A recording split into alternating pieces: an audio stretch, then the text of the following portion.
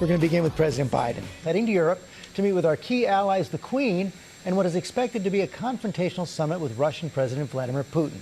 Our senior White House correspondent Mary Bruce starts us off. Good morning, Mary.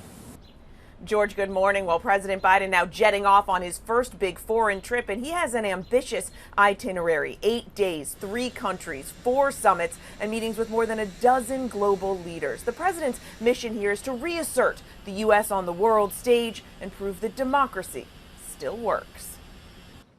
This morning, President Biden heading to Europe with the goal of shoring up critical alliances and facing down a major American adversary. His schedule stacked with high-profile meetings. Prime Minister Boris Johnson and Queen Elizabeth. In the UK, the leaders of the most powerful economies coming together at the G7 summit for the first time since the pandemic began. Then off to Belgium, where the president will affirm America's commitment to NATO. It's a trip the White House says Biden has been preparing for his entire career. I will say that he's been getting ready for 50 years.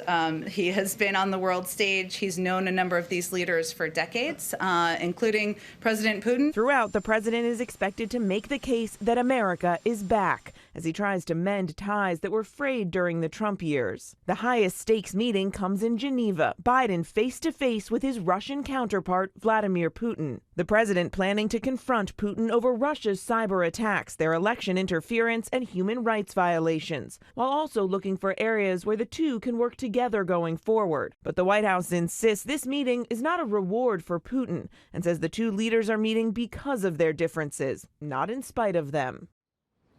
Now, don't expect any major announcements to come out of this meeting with Putin. The White House says this is less about deliverables and more about the ability to communicate for President Biden to look Putin in the eye and make clear where America stands and what will and will not be tolerated. George. And Mary, on the home front, as the president gets ready to leave, he's pulled the plug on at least the first round of those bipartisan negotiations over his big infrastructure package.